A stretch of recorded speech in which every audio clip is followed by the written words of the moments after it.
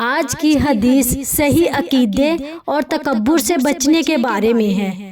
حضرت فضالہ بن عبید رضی اللہ تعالیٰ عنہ نبی اکرم صلی اللہ علیہ وآلہ وسلم کا یہ فرمان نقل کرتے ہیں، 3 قسم کے لوگوں سے سوال نہیں ہوگا۔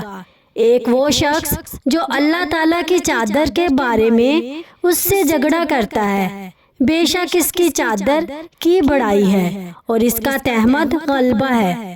اور وہ شخص جو اللہ تعالیٰ کے حکم کے بارے میں شک کرتا ہے اور اس کی رحمت سے مایوس ہونے والا شخص۔ نبی کریم صلی اللہ علیہ وآلہ وسلم نے اس حدیث مبارکہ میں 3 ایسی خطرناک صفات سے خبردار فرمایا ہے جو بندے کے ایمان اور عقیدے کو نقصان پہنچاتی ہے۔ پہلی صفت تکبر ہے، جو اللہ تعالیٰ کی شان کے مقابلے میں خود کو بڑا سمجھنے کی علامت ہے۔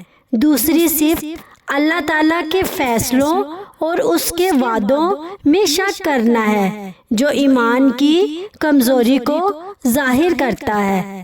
تیسری صفت اللہ تعالیٰ کی رحمت سے مایوس ہو جانا ہے، حالانکہ اس کی رحمت بے حد وسیع ہے۔ ایک سچا مومن ہمیشہ عاجزی اختیار کرتا ہے، اپنے رب پر کامل یقین رکھتا ہے اور ہر حال میں اس کی رحمت سے امید وابستہ رکھتا ہے۔